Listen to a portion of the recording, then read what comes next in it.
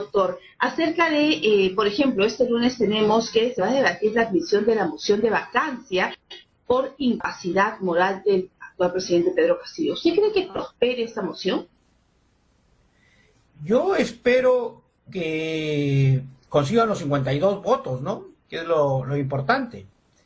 Y que se pueda el presidente sentar y que la representación nacional le pregunte. Y vamos a ver si el presidente tiene las cualidades de comunicar. Vamos a ver si el presidente tiene la suficiente madurez intelectual para responder ante un auditorio de la representación nacional. Yo sí creo que no existen los votos para vacarlo, eso está bien, pero si logramos los 52 votos para sentarlo y el presidente pueda dar la talla de un estadista, que lo dudo mucho, habrá sido un logro. Porque parte de la oposición está diciendo que no existen los votos para vacarlos. Eso está bien, que no existe, pero por lo menos hay que sentar al presidente y que el presidente no solo diga, muy bien, con esa respuesta, mi abogado. Esa respuesta, mi abogado. Eso es lo que no se quiere, que el presidente conteste y si da la talla de estadista, bueno, pues no se le censura, no se le vaca. Ese es lo importante, que el presidente pueda comunicar. Y termino mi última reflexión, porque en un gobierno, cuando hay ausencia de liderazgo y ausencia de comunicación, estamos en una anarquía. El líder de un Estado tiene que hablar, tiene que comunicar.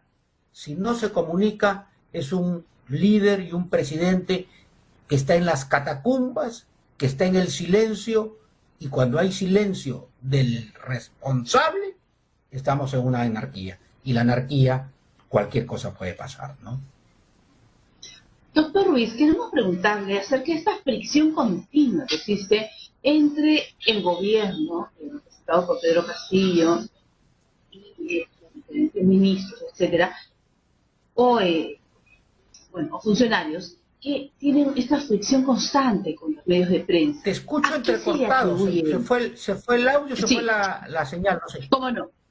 ¿Nos escucha? Ya. ¿A qué se le atribuiría en todo caso esta fricción que existe entre el presidente Pedro Castillo o su gobierno con los medios de prensa? ¿Por qué esta fricción constante? Bueno, eso se da, y yo lo entiendo al presidente, y lo entiendo a su entorno, porque cuando tienes a una persona que no puede hilvanar dos ideas juntas, que no puede articular una frase para sumar otra frase y formar una oración, y con esa oración empezar a comunicar una idea, y después de una idea argumentar, esas cualidades no las tiene el presidente. Y es lógico que le recomienden en primer lugar no hablar. Y la prensa que está recibiendo todos los miles de dinero de la publicidad, no le ponen el micro. Y la prensa independiente que todavía queda, esa prensa sí le pone el micro y el presidente comunica mal.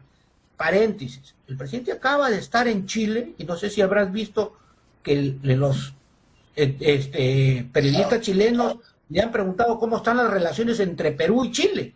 Y el presidente ha tartamudeado, no ha sabido qué decir.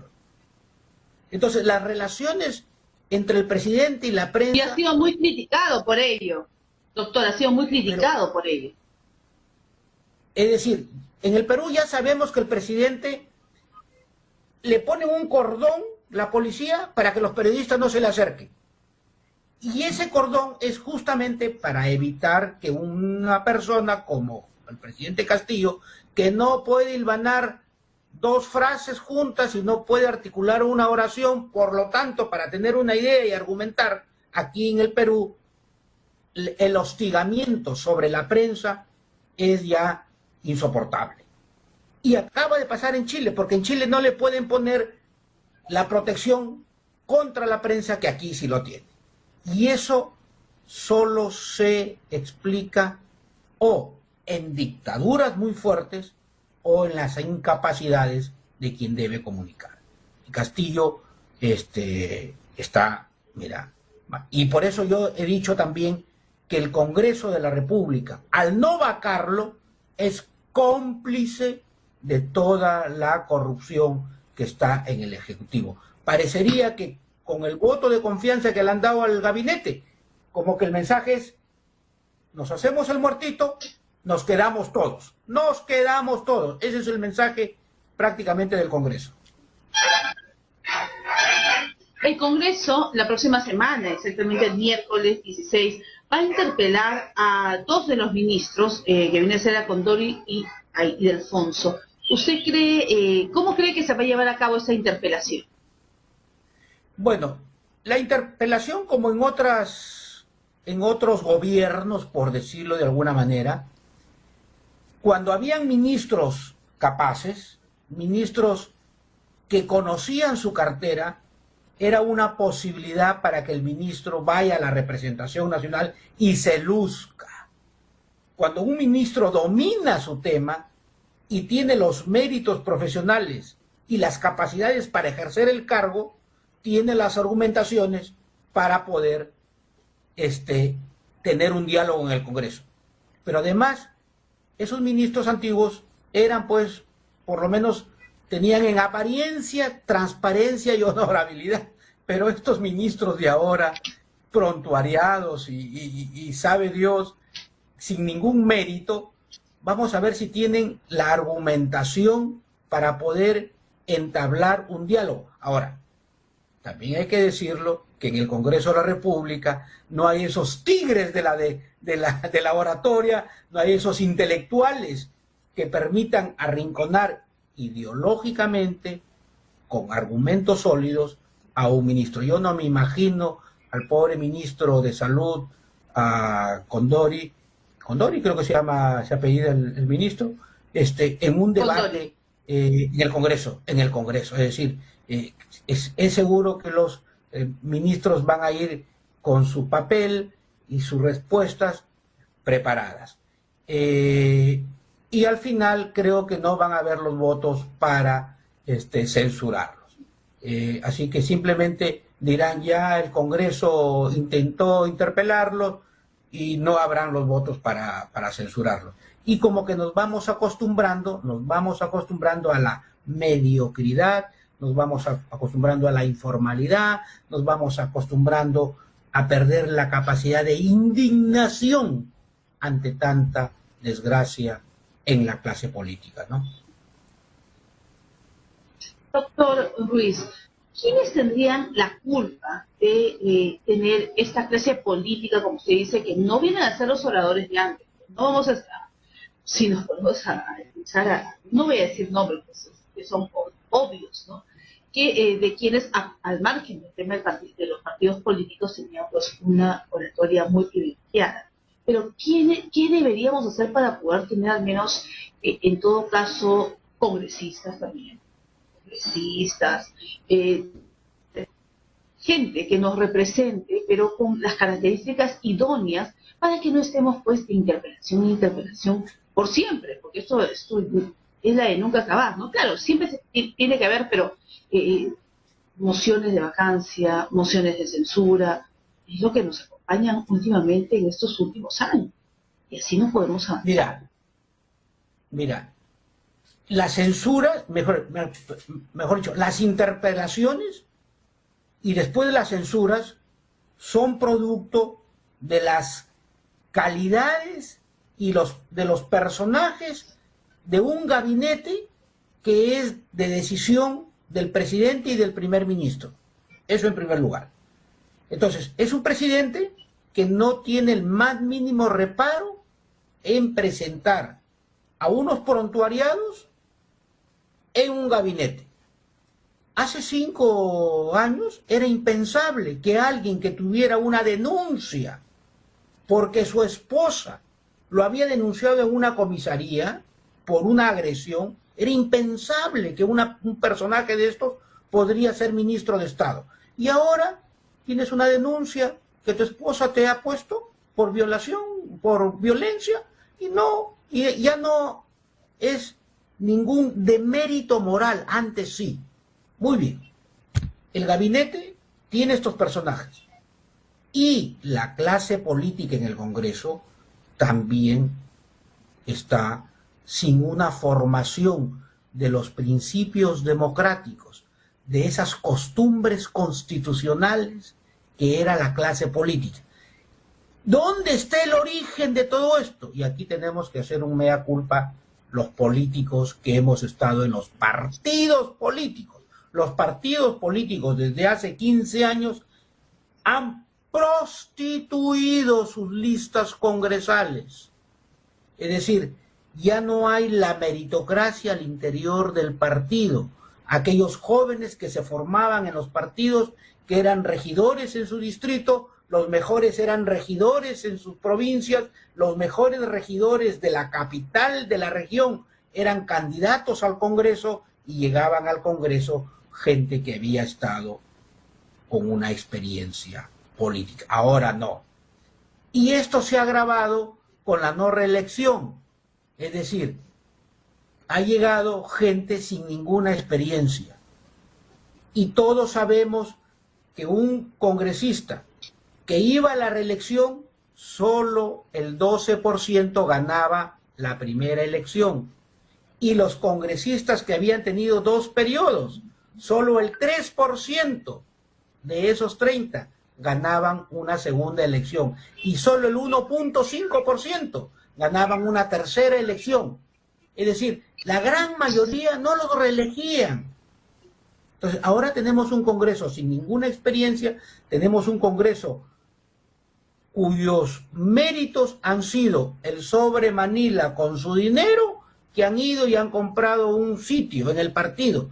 Y esos que compran un sitio en el partido no tienen ninguna lealtad a las ideas del partido, no tienen ninguna lealtad a los ideales. Por eso tenemos Acción Popular, que la mitad vota como quiere. Por eso tenemos esa bancada de Acuña que vota como quiere. Al pobre Porquis se le fueron 3 o 4. Y uno de ellos, Valer, que era de izquierda, en la lista de Renovación Popular, porque los partidos no eligen bien. Y el presidente tampoco elige bien. Entonces, si no se elige bien y están eligiendo a los prontuariados, es lógico que tengamos una crisis política. ¿Usted cree que debería cambiarse en este tema la ley electoral? Yo le digo porque yo era candidata al Jurado Nacional de Elecciones por el Colegio de Abogados y ahora soy segunda accesitaria. Bueno, me juramentarán la próxima semana. Qué bien. Pero yo proponía el tema del Código Electoral porque es algo muy importante que no se casó, a razón de una reflexión de la que llevo a cabo todas las noches, ¿no? Es decir, el por qué tenemos esta clase, se dijo, porque los partidos políticos pues dan vientres de alquiler y sobre todo no forman cuadros. Yo siempre digo la importancia de la ciudadanía de insertarse en el partido que quieran, porque yo no tengo ningún partido político. El que quieran, el que gusten, el que no sé si sus padres. Es como irse a ser hincha de la Alianza o de la U. Bueno, si te gusta uno, te gusta el otro, vas. Y de ahí, por supuesto, ya vas formando, ¿no? Vas capacitando, vas haciendo semilleros, vamos en base a valores, en conocer a tu patria, a tu país, que vas a representar en determinado momento, seas como alcalde, como regidor, en fin. Entonces, por eso, ¿qué tan importante sería cambiar esto desde el punto de vista de un código electoral o una ley electoral, pero que se cumpla, para que así los partidos políticos se comprometan con la, bueno, comprometan por su misma labor que tienen, ¿no? Para poder formar esos semilleros. Sí, bueno, de eso tiene que hacerse en algún momento, y esa reforma de los partidos tiene que ir acompañada de la reforma electoral. Ejemplo, Lima tiene 35 congresistas, y en Lima lo que hay que hacer es dividir en 4 o 5 partes y ir a una elección que la gente sepa, por ejemplo, la gente de Lima Norte, de Lima Sur, de Lima Oeste, sepa quiénes son sus congresistas y a ellos pedirles cuentas. y hay que ir en algún momento a una representación de no recuerdo la palabra, es decir, San Juan de Lurigancho tiene que tener su parlamentario y todos los partidos compiten por ese único parlamentario que tiene San Juan de Lurigancho o dos, de tal manera que todos los partidos y San Juan de Lurigancho sabe que terminadas las elecciones, uno a quién le pide cuentas, a quién le exige que le solucione sus problemas, así no haya votado por él. Eso es lo que tiene que pasar, porque ahorita Lima tiene tantos parlamentarios que a nadie se le pide cuentas. Igual Lambayeque, igual Piura, igual...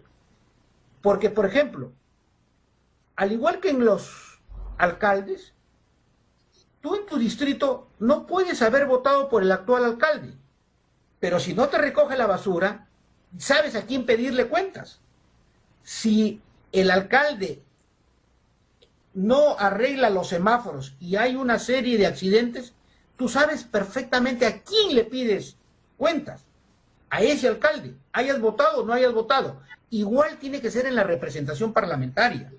Lima tiene 35 y no hay a quién pedirle cuentas. ¿A quién le exiges de los 35 parlamentarios que tiene Lima, le exiges algo? Es decir, Comas a quién le exige, Jesús María a quién le exige.